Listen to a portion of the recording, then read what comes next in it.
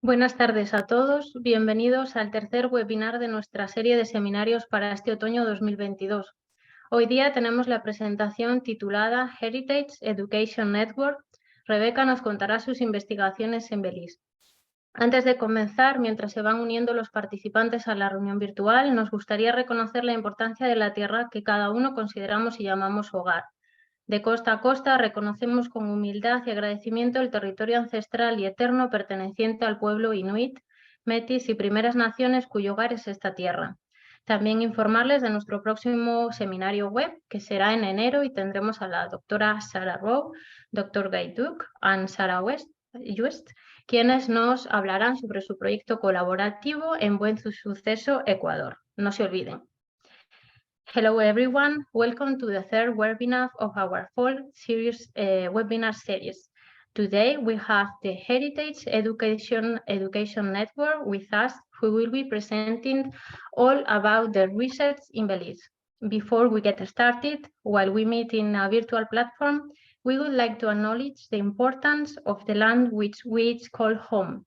From coast to coast, we respectfully acknowledge the ancestral and unceded territory of the Inuit, Métis, and First Nation people that call this land home. We could also let you know that our next webinar in January will feature Dr. Sarah Rowe, Dr. Guy Duke, and Dr. Sarah Ewingst, who will discuss their collaborative research project at Buen Suceso, Ecuador. Please make it on your calendars. Now I will pass it on to Matt, who will introduce today's guest speaker. Good afternoon, everybody. It's my great pleasure to today introduce Dr. Rebecca Friedel-Wan, our presenter, who is presenting on behalf of the Heritage Education Network Belize. Dr. Rebecca Friedel-Wan is one of the 4 co-directors of HENB. She was born and raised in Woodstock, Illinois, United States, but is now a citizen of Belize. She has formal training in anthropology and archaeology, but is passionate about interdisciplinary work, particularly in the fields of archaeobotany and paleoecology, which were the focus of her dissertation research under the Mopan Valley Archaeology and Pre-Classic projects. She has a long history of working to increase public education throughout outreach in Belize, having co-founded Fajina Archaeology Outreach with Miss Sylvia Batty in 2015. She is passionate about both formal and informal education, having lectured at various institutions and collaborating on multiple knowledge-building projects. From 2019 to 2020, Rebecca was part of a diverse team at Dumbarton Oaks working on digital interdisciplinary plant humanities project under a fellowship. Following this, she taught at the University of Belize for the spring semester in 2021 under a Fulbright Scholar Award, where she aided in creating a new Bachelor of Arts in Anthropology program. She currently serves as lecturer in anthropology at Galen University of Belize and as a postdoctoral researcher at El Colegio de la Frontera Sur of Chetumal in Mexico. So with that, I'll introduce our speaker, and I hope you enjoy today's webinar. Thank you. Thanks so much for that wonderful introduction, and thank you very much for inviting us and for having us. I will share my screen quickly.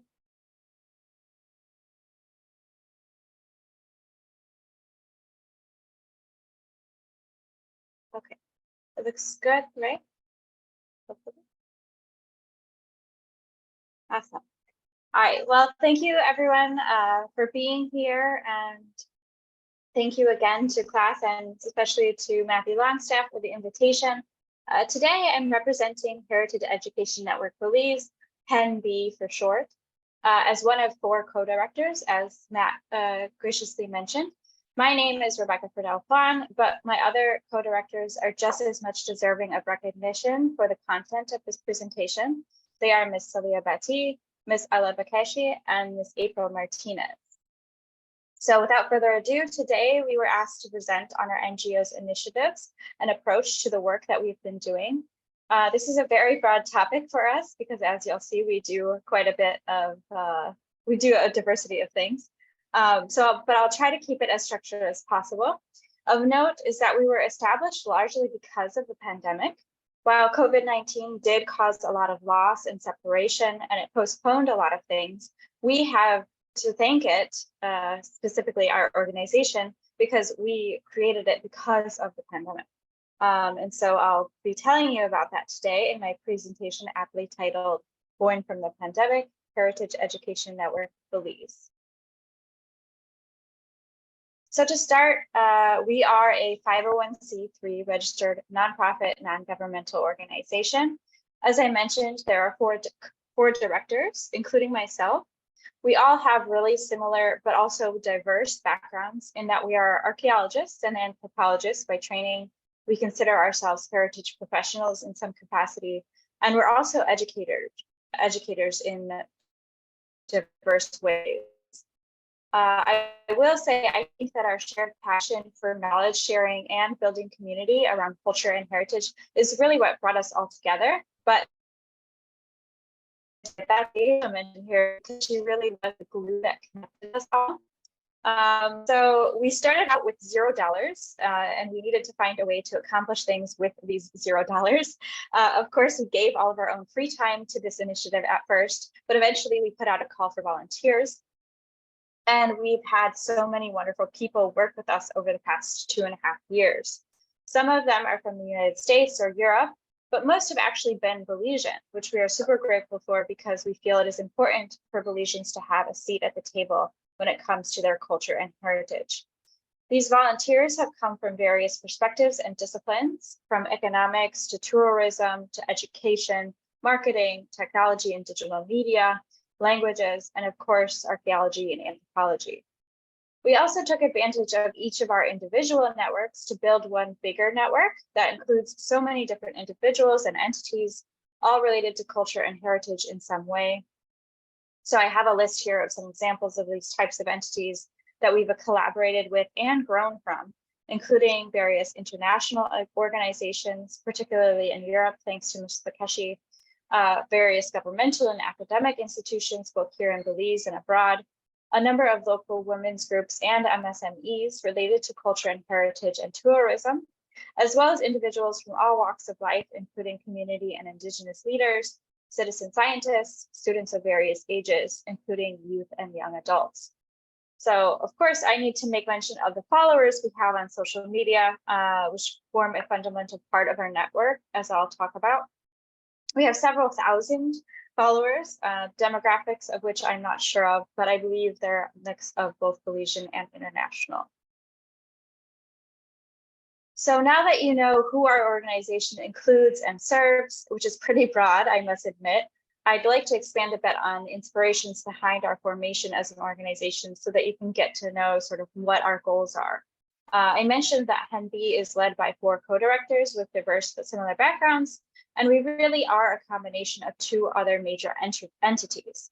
First is Craboo Creative Travel, which is actually a company founded by our co-director Takeshi, which is aimed at providing grassroots experiences to tourists to better improve the tourism industry in Belize by including small businesses and artisans that are actually the on-the-ground curators and protectors of Belize's heritage.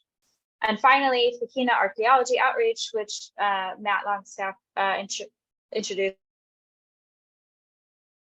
in my introduction, but it was this organization was actually a collaboration between myself and co-director Bati and Dr. Leah McCurdy, and it aimed at providing means for dialogue and knowledge sharing between foreign archaeological projects and local communities here in Belize. So by combining perspectives from these 2 entities, along with inspirations from the disruptions caused by COVID-19, we established HENB, or Heritage Education Network Belize. This is kind of a mouthful, our name, but I will elaborate why we did that in the rest of the presentation. But to elaborate on our inspirations, the driving force behind our organization has really been the pandemic and the disruptions caused by the necessary border closings, social distancing, and stay-at-home orders. As many of you may know, tourism is a major economic driver for Central America and the Caribbean more broadly, but specifically for Belize, which on average brings in about 40% of its GDP from tourism. So as you can imagine, the pandemic disrupted this quite a bit, and so people would have been hit quite terribly economically by the pandemic. The pandemic also disrupted both formal and informal learning environments due to our need to isolate, which is of course against our nature as social creatures. So when COVID hit, we knew that many of our friends and colleagues on the ground in Belize would be majorly impacted, and we wanted to find ways to help. And so while we had limited financial resources, as I mentioned, we had plenty of knowledge to share, and of course, the internet to do so. We provided resources made by ourselves, but also reached out to our networks to get a diversity of resources to provide to small businesses, tour guides, artisans, or really just anyone interested in heritage and culture in Belize. With these resources, we shared them on our Facebook page, and our followers seemed to grow overnight. I really don't know how this happened. I don't have an explanation, but I suspect it's at least due to two factors: the large reach of all four of our networks when combined, as well as the actual these topics on social media. This brings me to our inspiration, which is the undeniable fact that the world in general is going digital. Youth and young adults today depend on the internet for most of their information. So if we don't have a seat at that table, these audiences are missing out on what we can share. So by creating social media pages, we are actively participating in the most recent and increasingly dominant means of information sharing for people globally. While we are not the youngest of generations, we try to keep up with the latest trends to maintain a presence. And if we can't personally do so, we reach out to our volunteers to try to keep us relevant. And finally, an inspiration that I think has been present for all four of us directors has been our dedication to open access knowledge sharing, specifically the public and community perspectives we have been exposed to within the discipline of archaeology. If you are not familiar with what this means, I'll just briefly cover that public archaeology pushes for archaeologists to present their research to the public more, instead of staying in its ivory tower and only publishing in academic journals. It advocates for things like public lectures and publishing in more public-facing magazines or newspapers. And then community archaeology, while similar in principle, tries to take things a little bit further by actually involving the community in the production and distribution of that knowledge. So this looks like asking the community what they actually want to see and what they need when it comes to their culture and heritage, and helping to make that possible by aligning our goals as researchers with those wants and needs of the actual community that it impacts or relates to. This could mean employing community members in our research projects, asking the research questions that the community is interested in, or finding funding to build and maintain a community museum, for example, providing training and skill building opportunities for the community, and so on. As you can imagine, this last part is hard to do during a pandemic, but slowly we are trying to take things beyond the digital world to the actual communities we'd like to serve, and we'll look at some examples of those in the rest of the presentation. So, but now that I've presented our basic inspirations grounding our organization, I'd like to elaborate on sort of our major goals as indicated by our actual name, the Heritage Education Network Belize. So I'm going to structure this presentation based on our name because we chose this name for very good reasons, as much as it is a bit of a mouthful. Our goals are very broad, so it's useful to remember where we started and why we started there, to sort of focus in on the things we are fundamentally aiming towards as an organization. So first we have heritage. Ultimately, as archaeologists and anthropologists with academic training, we are aiming to support the legacy of humanity through local research and outreach to bring us beyond the ivory tower and even beyond the brick and mortar walls of universities. Next, and relatedly, we are passionate about education. So we see education as a means to build bridges through knowledge and skill building. We see education as a lifelong journey, and we want to help anybody in their journey as much as we can.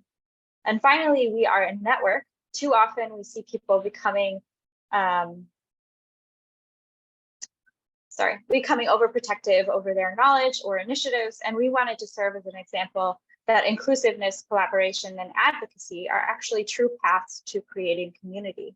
There is space for everyone at the table, and I think the combination of all four of our directors' networks to create this one big one, which is continuing to grow, is a really great example of this.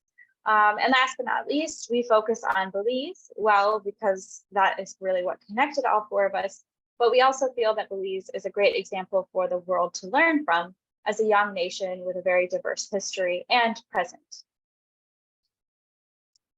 So we'll take a look at each of these first three of the acronym, our name, HENB.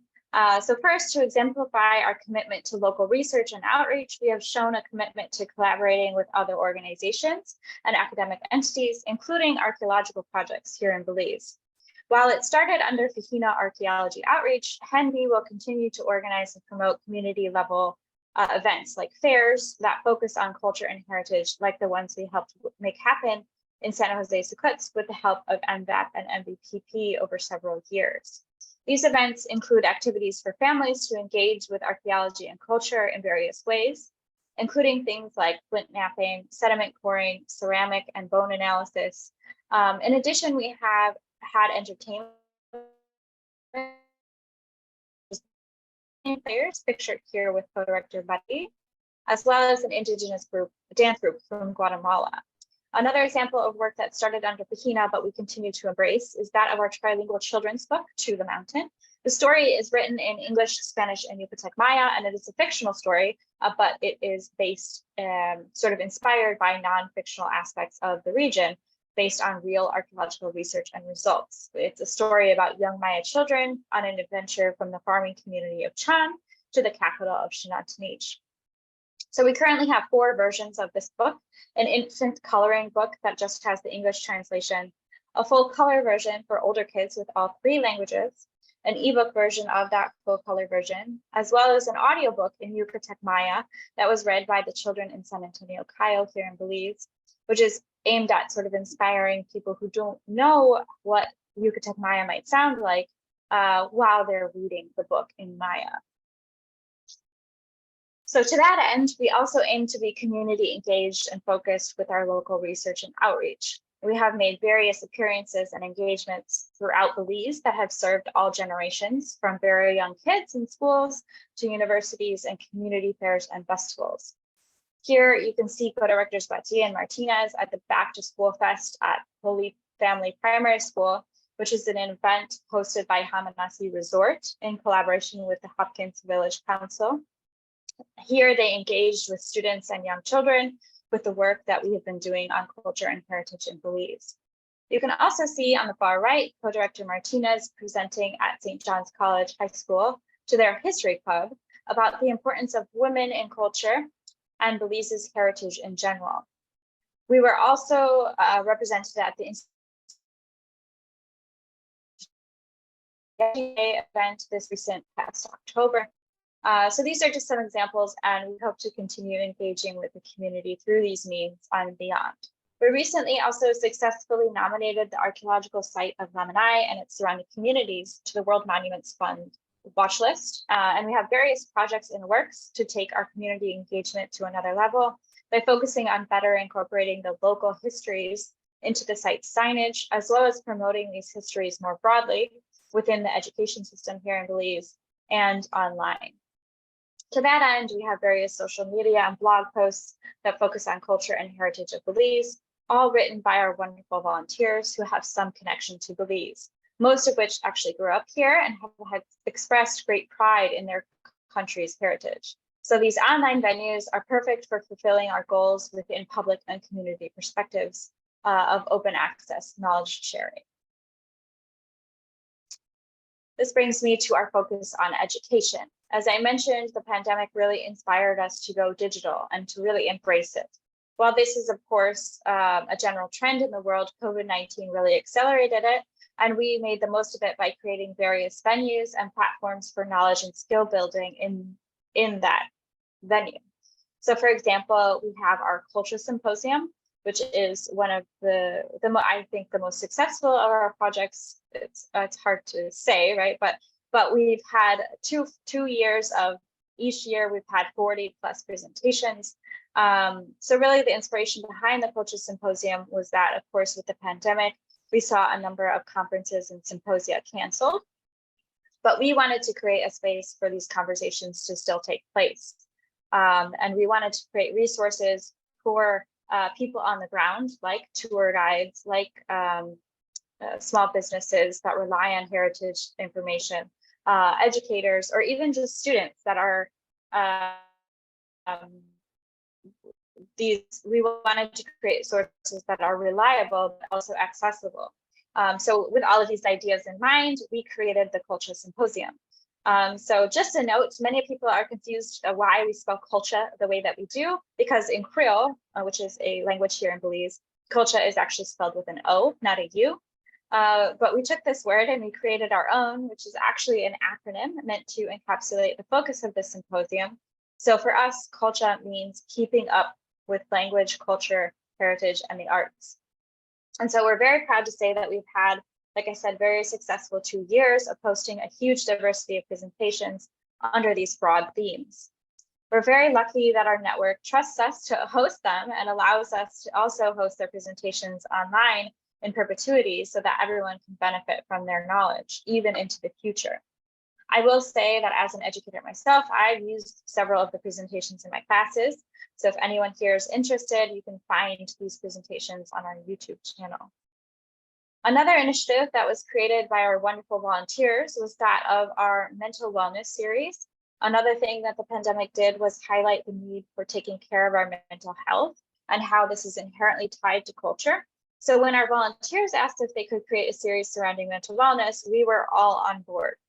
Many people might think mental health and heritage and culture don't relate, but we are of the mind that heritage and culture relate to everything. And we also wanted to give our volunteers the creative freedom to work on projects they are passionate about and that would be relevant to Belizeans. And as young Belizeans themselves, who better to decide what is relevant and needed than them, right? Again, I mentioned this already, but we have so many social media and blog posts aimed at informing various audiences about heritage and culture, everything from the origins of ancient Maya blue to how to create better media graphics to promote your small business with Canva. And finally, a recent large project that we completed was this digital literacy training of women's groups and women-led MSMEs here in Belize. That was part of a broader project focused on enhancing the economic empowerment of women in Latin America and the Caribbean. And it was supported by the Republic of China Taiwan Economic Empowerment Project. Through this digital training, we were able to help small community and some indigenous organizations and businesses create social media pages and expand their reach. Because these entities were mostly artisans, we also focused on the role of culture and how to use this concept to create a unique brand for themselves. During the 2-week training, we also hosted various young Belizeans who shared their knowledge on the topic like photography, videography, and even online banking. We hope to do similar trainings in the future, but in person this time. As you can see, our Zoom screenshot up top is most of what we did was all online still. But we did have our closing ceremony in person, which you can see in the bottom right. And it was such a fulfilling experience to finally be back with community members in person. So I think we're really looking forward to doing more of these things. And finally, to highlight our network, we focus on inclusiveness, collaboration, and advocacy, like I said. So this means promoting other people doing great work, including archaeological projects here in Belize that work hard to get their research out into the community, also on social media. So we have a couple of blog posts about how to keep up with archaeology in Belize, including one you can see pictured here. But we're open to any suggestions. So if anybody has any pages that they want us to know about and we want our network to know about, please let us know. We are open to featuring them and promoting them. We also have this ongoing project called Heritage Highlight that seeks to highlight local Belizean individuals, businesses, and other entities that relate to culture or heritage in any way. There are a couple of examples here on the screen, but we have interviews with tour guides, for example, small business owners, and even other local NGOs. Relatedly, we have some volunteers working on translating all of this content into the various languages relevant to Belize's occupants. So including various Maya dialects, which you can see one of them here in the bottom right image, but also Spanish, of course, and even Hindi. We hope to add more languages, eventually Deutsch and even Chinese. We have used this Heritage Highlight project to also spearhead another that has been co-director Martinez's baby, the Garifuna Cultural Project, which is aimed at highlighting Garinagu culture. We did an interview with Joshua Arana. We live streamed Euromane, which was a breathtaking event. If you ever get to experience it, I highly recommend it. And we feature various Garifuna-focused organizations, museums, and small businesses. And again, through our blog and social media posts, we collaborate with people from all walks of life to include a variety of perspectives, highlighting the diversity of knowledge out there about Belize culture and heritage. And finally, again, to mention our World Monuments Fund nomination of Lamanai and its surrounding communities, it's all about inclusiveness, collaboration, and advocacy. So through this nomination, we hope to complete various projects related to Lamanai and the communities that will create strong collaborations between community members, local organizations, and governing bodies that will better highlight all the histories of the region. So with that, I will end by saying thank you for listening. And again, a big thank you to class for hosting us.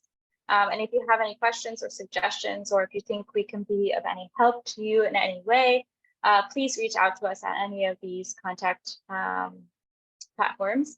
But right now, I think we have some time for questions. So I will stop talking and open the floor to the audience.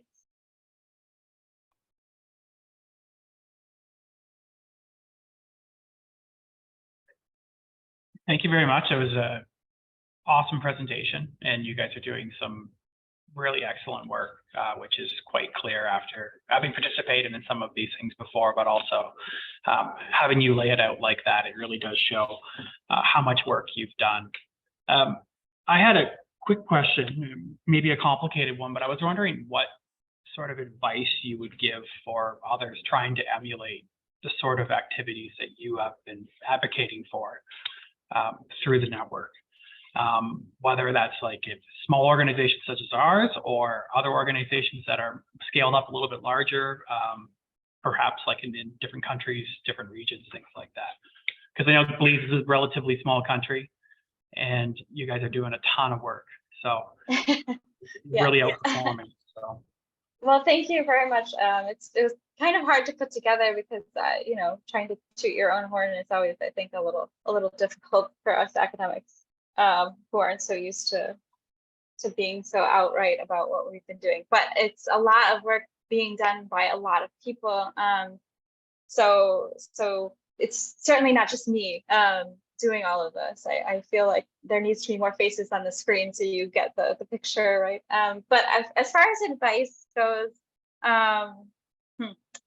I will say that I think all four of the directors are people who put a lot on our plates, and we're not very good at saying no. So that might be why we have so many things going on, so many projects that we've been able to do. But some advice is to try to focus on some things that you know you can accomplish, and try not to be just a yes man and say yes to everything. But also register yourselves in the appropriate ways in order to get the funding that you need. That's something that we are completely registered in the United States, but something that we've been trying to do is get officially registered here in Belize, and it's a much more difficult and longer process. And so some of the funding opportunities that we really want to embrace here in Belize, we can't because we're just not registered properly. So. But of course, we have access to the funding in the United States, which is helpful. So yeah, don't bite off more than you can chew, and certainly try to figure out the best avenues to get funding and make sure that you're registered properly. I think it's probably the biggest hurdles we've had.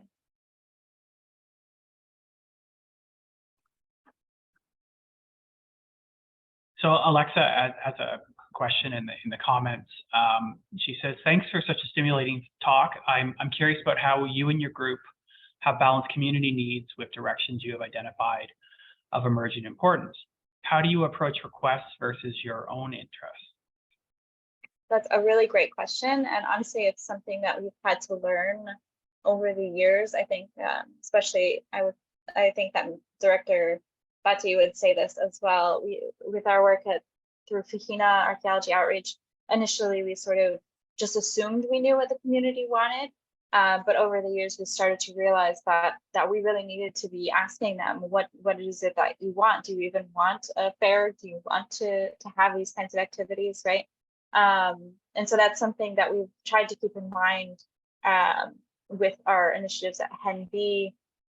And some of it is sort of structured by what funding is available, right? A lot of the stuff we've done with no funding, and that was really sort of spearheaded either by our volunteers or by needs that we saw within the communities based on our own experience, I suppose, that we saw that there, in particular, the Heritage Highlight, I think, was something that, again, co-director Bati identified because she's been immersed in these communities for her whole life. And so she's seeing that on social media, there is more of a need for promoting these small businesses and artisans, because really the only way you can access them if you're a tourist on the side of the road and you happen to come across them, right?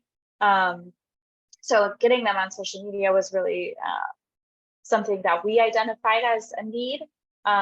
They see the value of it, but it's certainly, of course, sort of a hurdle because they're an older generation. They're just not as familiar with technology.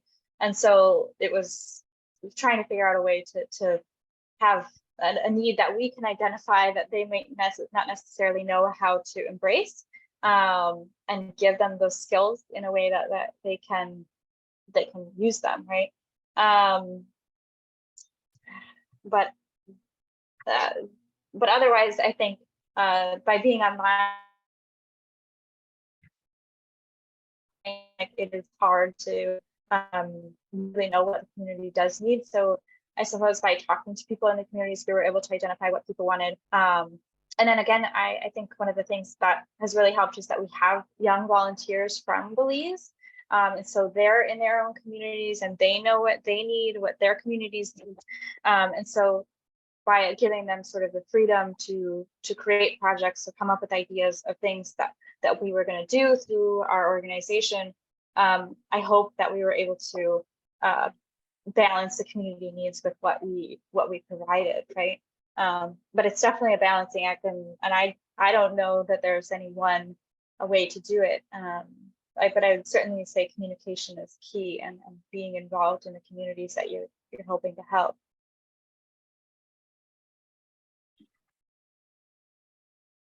I see a question on Facebook. First off, your congratulations. And the question is about work on the concept of well-being. Are you quantifying how this patrimonialization process is helping mental well-being? For example, with surveys on how the community feels now that they interact and think about their heritage. Oh, wow. That's a really great question.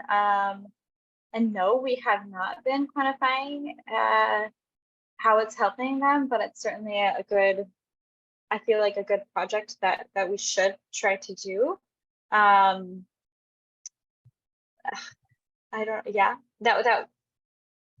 That would be wonderful. Right now, the volunteers that we had spearheading that project have other things going on. One of them is a Chevening scholar, so she's moved on to bigger and better things. So that sort of mental wellness focus of our initiative has sort of been put on the back burner for the moment, but I'm sure it'll be revived. And certainly that's something that we've always wanted to try to do, is to make sure that we're getting feedback from our community and the followers that we have, even with the fair. When we were working just as Fajina, that was something that I tried to do by giving a survey to the participants of the fair to see what it is that they wanted to see. This, I suppose this goes back to a similar theme of the previous question, right? Knowing what your community is actually experiencing. And so no, we haven't, but that's a great idea, and hopefully at some point we will be able to do something like that.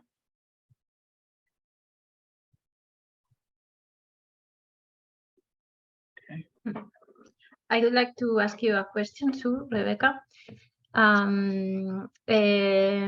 I think that when we think about the society think about heritage, is think about monuments, and they relate archaeologists with found monuments and treasures and all these kind of things. And do you think this educational network work could help to change a little bit of this thing that is so focused? I mean, we saw in films and in other medias, or so. Do you think, or you have tracked some special activities that have helped in schools, for example, to change this vision?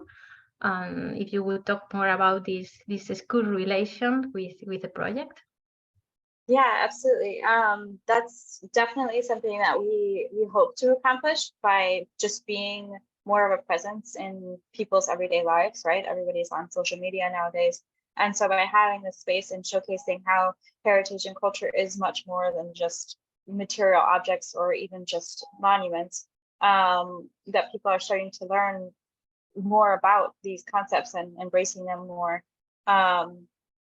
Whether or not it's successful, I don't know for sure, but we're getting people asking questions. So perhaps, yeah, because people ask, how does this relate to heritage? How does this relate to culture? And so we're getting people thinking.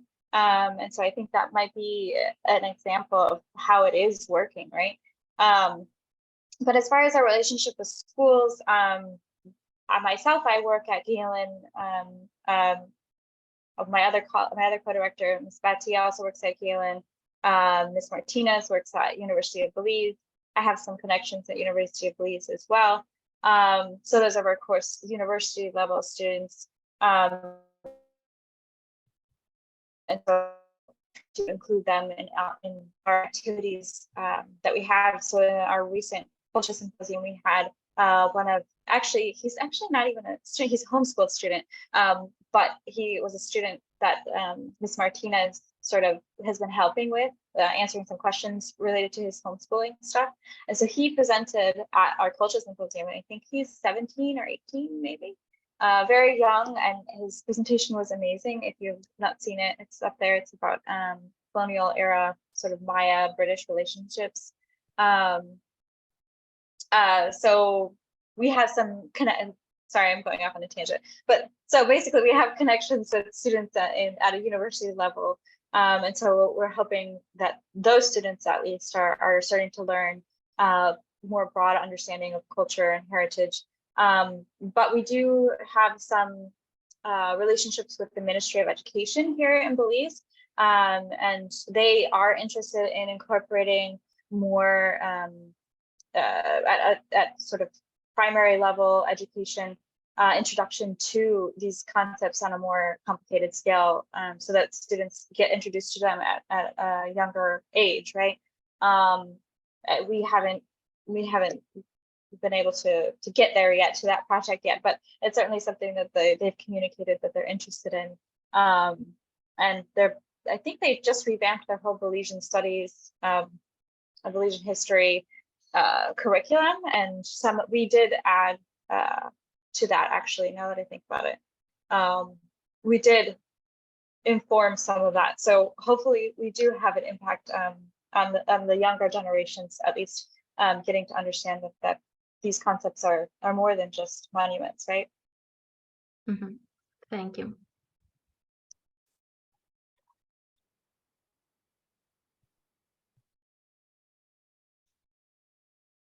I don't see any more questions on Facebook. Does anyone on Zoom have another question or two?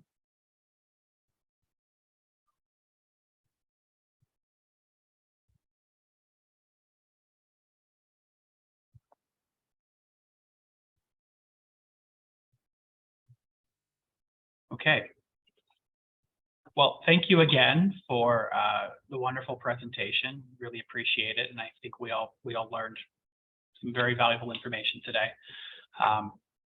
So with that, I think we will close the Facebook Live, and if anyone wants to stick around for a minute or two, you're more than welcome on Zoom. So thank you, everybody. Thank you.